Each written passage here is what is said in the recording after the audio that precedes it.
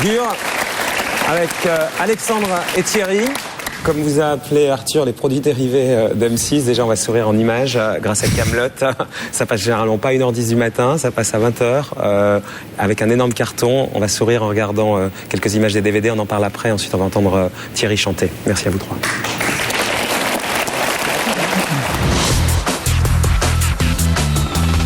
Est-ce que vous allez finir par m'expliquer ce que c'est que ce bordel ?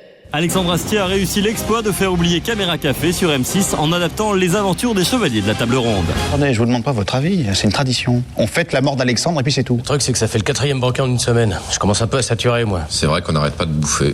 Kaamelott, la série dont il est le créateur, l'auteur et le héros principal, est un véritable succès. Depuis 2 ans, près de 4 à 5 millions de spectateurs quotidiens suivent la quête du Graal, du roi Arthur et de ses sbires.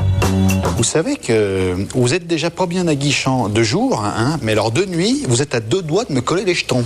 Vous cherchez quelque chose? Votre épée. Mais elle n'est pas là. Pas là. Un chevalier ne reste jamais loin de son épée. Je vais pas garder une épée dans ma chambre. Imaginez que je me coupe. Et même quand on est investi d'une mission divine, pas facile de régner sur le royaume de Kaamelott, surtout quand on est entouré par une bande d'incapables. Mettons que là, je sois menaçant. À quelle distance croyez-vous qu'il faille se tenir de moi pour prendre le moins de risques possible? Je dirais que c'est à peu près là. Après, le risque, c'est les tirs de flèche. Disons que ça me semble un bon compromis. Des personnages qui parlent comme des types qui sortent du supermarché. Si on attend, il y a peut-être un monstre qui va débarouler. Mais rien du tout, c'est daubé du cul, je vous dis. Les dernières tactiques pour pulvériser son voisin, c'est très enrichissant. Parce que votre balle merdique, c'est enrichissant. 4 jours à avoir gigoté des tarlouses, non mais rien que d'y penser, ça me scie les nerfs. Kaamelott, c'est déjà 700 épisodes et ce n'est pas fini. La chaîne vient de signer jusqu'en 2008 et prévoit des diffusions en prime time l'an prochain. Et le phénomène dépasse les frontières puisque les Espagnols, les Italiens et les Canadiens viennent d'acheter les droits de la série. Alexandre Astier a annoncé que le programme s'achèverait après la 7e saison afin qu'il puisse se consacrer au tournage d'une adaptation pour le grand écran. Attendez, j'ai pas bité un seul mot. Alexandre Astier et son parcours incroyable qu'il va nous raconter maintenant.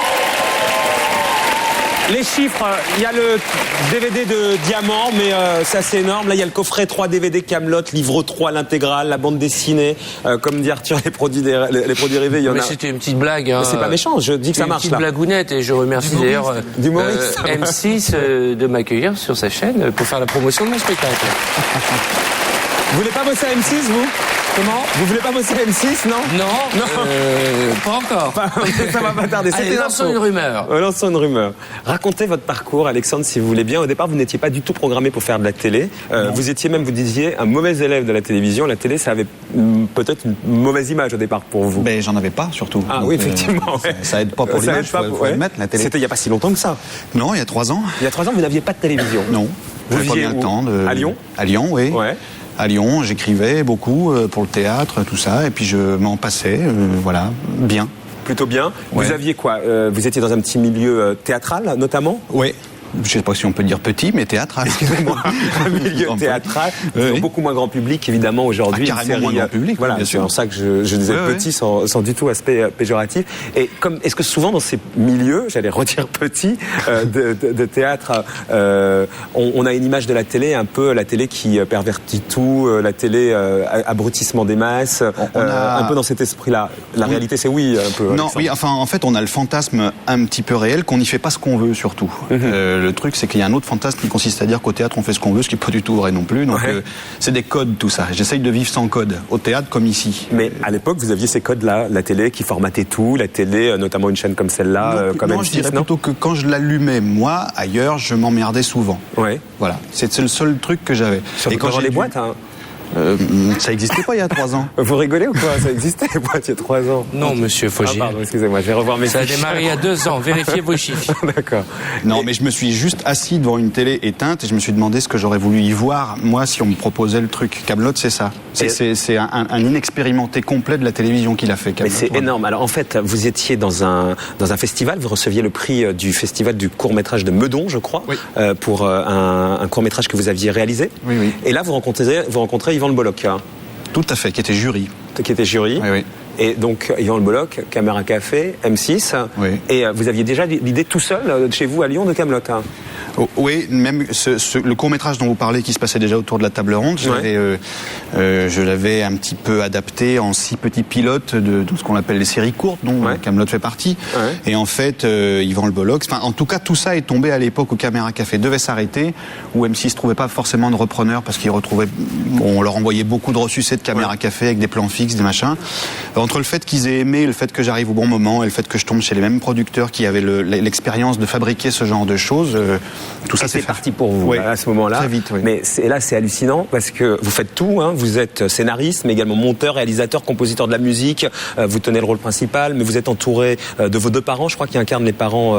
Mes beaux-parents. Vos beaux-parents qui jouent. Votre demi-frère qui est également mon beau-frère. Votre beau-frère. Donc ça n'a rien à voir avec mes fiches qui sont pourtant des fiches du Parisien pour histoire de dénoncer les petits camarades. Hein. Quand il se gourre, il met la faute sur les autres. C'est chaud, hein. Sur le Parisien. Il ne fait pas correctement son travail et il va dénoncer un journal de grande qualité dont Arthur espère faire la une bientôt. Non, mais tout le monde se plante sur ça, c'est pas grave. Mais donc, en fait, vous vous entourez de votre famille, parce que vous faites confiance surtout à votre famille. Vous faites tout, vraiment tout. Vous avez une sorte de boulimie. 8 heures de tournage par jour, les textes en solo. Vous écriviez 3 scénarios par nuit. C'est arrivé, oui. C'est ça, la vie d'Alexandre Astier. Oui, quant à ma famille, il faut faire attention. Il y a quelques personnes de ma famille dans l'équipe. La chose qui est vraie, c'est que je m'entoure des gens que j'ai vus jouer quelque part, ça c'est sûr. Et effectivement, j'ai été élevé dans un milieu d'acteurs et j'ai le goût des acteurs de théâtre. Je fais pas de casting pour Kaamelott, jamais. Il y a des tas de gens qui sont pas de ma famille dans Kaamelott, mais ils sont jamais venus par casting. Ils sont venus parce que je les ai vus jouer. Quelque part. Oui. Et d'où vient ce côté-là quand vous dites je ne peux pas déléguer? D'abord, c'est dans mon caractère de tout faire, et puis j'ai une certaine musique dans la tête. Votre producteur, là, Claude-Yves Robin, il a essayé Jean-Yves Robin, pardon. Vous voyez, là c'est qu'il est tard. Non, là c'est moi. C'est sur ma fiche, c'est écrit Jean-Yves, mais je croyais que c'était Claude-Yves. Dit qu'il a tout. Là, il faut arrêter l'émission. Vous rigolez ou quoi? Il y a Thierry, ça va pas bien, non? Ah pardon, excusez-moi. Vous êtes mal poli. Mais non, mais là, il faut arrêter l'émission. Il faut revoir toutes vos fiches. Demain, dans le Parisien, Fogiel descendu en flamme. Ça, c'est pas demain, c'est tous les jours. Et donc là-dessus, il a essayé de vous donner des béquilles, de vous proposer des gens, etc. Et non, vous voulez tout faire tout seul, Alexandre. Oui, mais encore une fois, je ne discrédite pas du tout les gens qui écrivent en ce qu'on appelle en staff. Je dis simplement que ça correspond pas à un caractère. Moi, je suis musicien de formation. Ouais. J'ai en tête un résultat qui a une musique. Ouais. Si jamais je trouve les gens qui le font mieux que moi, je sais très bien le reconnaître. Mais tant que je tombe pas sur les gens qui font mieux que moi, je le fais. Et alors, on vous a installé carrément toute une infrastructure pour que vous veilliez vos 4 enfants. Notamment, je crois qu'on a installé des studios de tournage avec au-dessus. Vous habitiez au-dessus pour pouvoir les voir, etc. Tout ça aussi. Non, ça c'était quand c'est à Paris. Non, le pire que j'ai fait, c'est que j'ai carrément ramené le tournage à Lyon. Là, on a ramené le tournage à Lyon. Chez vous, pour pouvoir avoir une. Pas chez moi, on est d'accord. On est bien d'accord. Oui, c'est pas chez moi. Oui. Mais c'est pas chez vous, mais histoire de pouvoir avoir une vie de famille accomplie. Oui, parce que c'est pas comme quand on tourne un film Kaamelott ou quand on fait un. C'était le dessin. Alexandre ne te reste plus tout seul, c'est raté. Tout seul, c'est raté. Non, mais effectivement. Non, mais c'est vrai que c'est beaucoup plus qu'un film ou un téléfilm ou une écriture c'est que ça prend tout mon temps, absolument tout mon temps. Donc ça ne. En même temps, je vous ai vu au cinéma. Je vous ai vu dans le super film Comme tu es belle, vachement beau film. Je vous ai vu là. Il paraît que vous tournez dans Astérix. Ouais, mais ça prend pas beaucoup de temps, ça. Ah bon? Ah non. De faire du cinéma, ça prend pas beaucoup de temps. Non, ça prend beaucoup moins de temps que Kaamelott, en tout cas en ce qui me concerne. Donc effectivement, pour le croiser avec ma vie, et privée, et effectivement les autres projets sur lesquels je fais des apparitions, c'était bien que ça se passe comme ça. Et la Kaamelott, il y a donc ce programme court sur M6, des 52 minutes en préparation. Oui. Pour quand?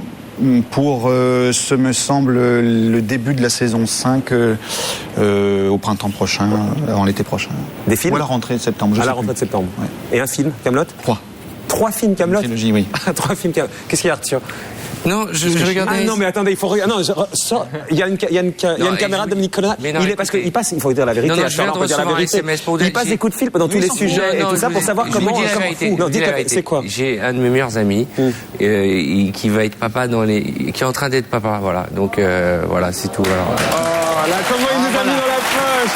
Ça veut dire que là, vous avez votre portable allumé depuis tout à l'heure. Oui.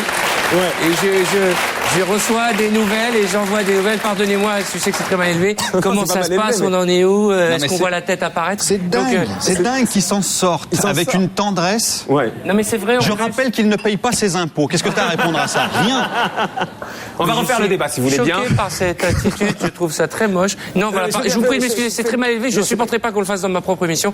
Pardon. Ah non, mais moi c'est pas que je suis pas mal élevé, je trouve ça super intéressant. Je vais aller tout de suite aller le voir après l'émission. On est gentil, mais à part ce jeune homme qui va être donc papa, racontez juste ça. Mais c'est intéressant sur votre fragilité. En 30 secondes, vous appelez pendant les reportages, vous appelez pendant la pub pour savoir.